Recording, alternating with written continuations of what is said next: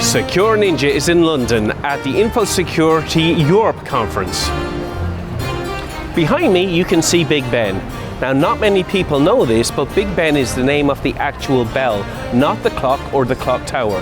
The tower is actually called Elizabeth Tower. Now Elizabeth Tower and Big Ben have been in operation almost continuously since 1859. In fact, you could say they've worked around the clock. Part of security testing is penetration testing. But that's not something we should just do once a year for compliance reasons. We should be continuously monitoring and checking our systems. Let's talk to one of the companies at the conference, Hadrian, to see why this is so important. SecureNinja. Hi everyone, it's Andrew from SecureNinjaTV again.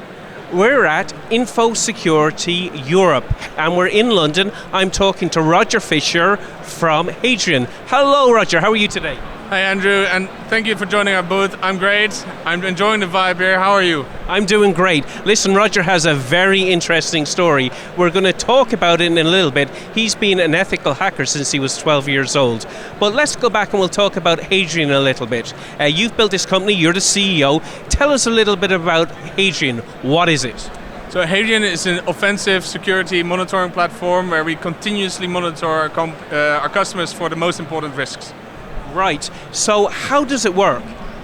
It's actually not that simple of a question to answer, but the basis lies in the fact that we are building a platform that simulates attacks in a structured and event-based method.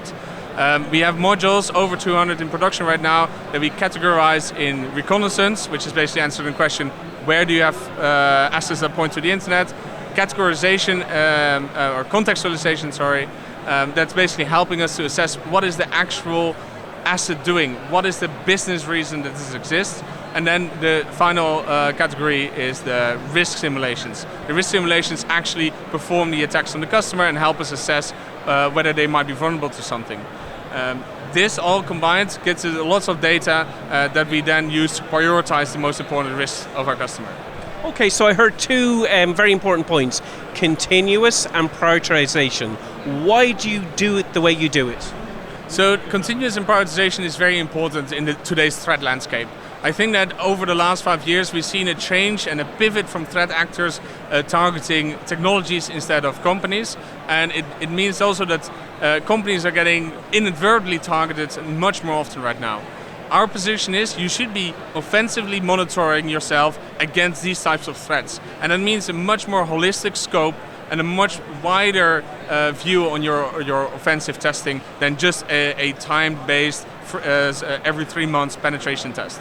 Yeah, you don't want to do it just every 3 months. You want to continuously monitor the systems because vulnerabilities and possible exploits are becoming available all the time. Excellent. Exactly, right? Excellent. Nowadays, perhaps 10 years ago, it took many months before an exploit becoming active for vulnerability. But nowadays, we see vulnerability being actively exploited within 1 or 2 days after they become known to the public.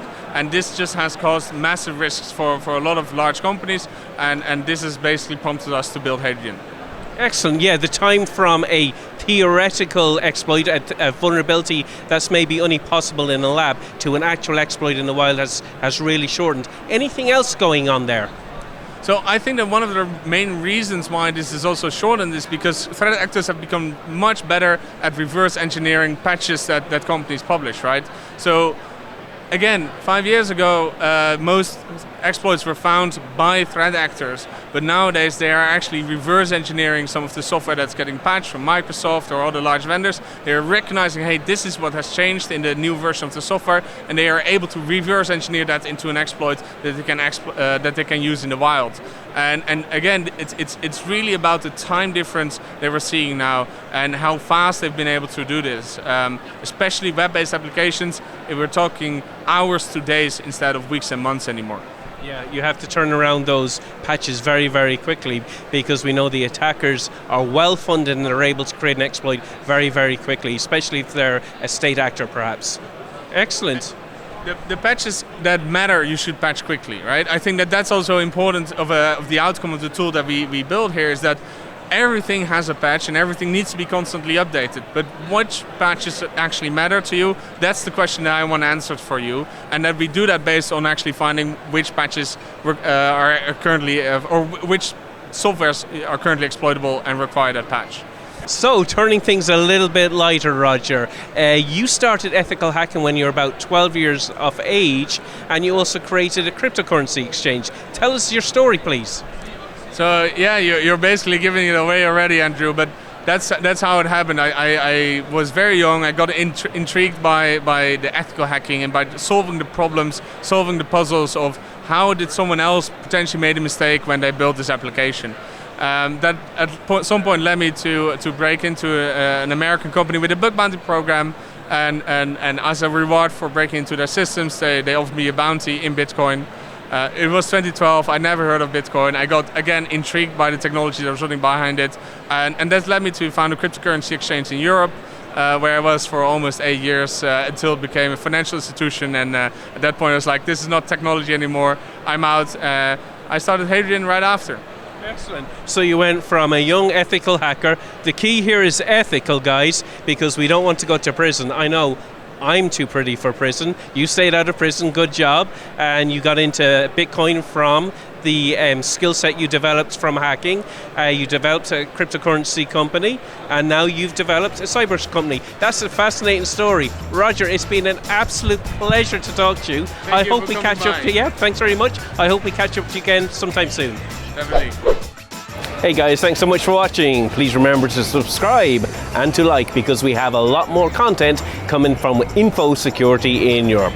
I'm Andrew Howard from SecureNinjaTV. We'll talk to you again soon.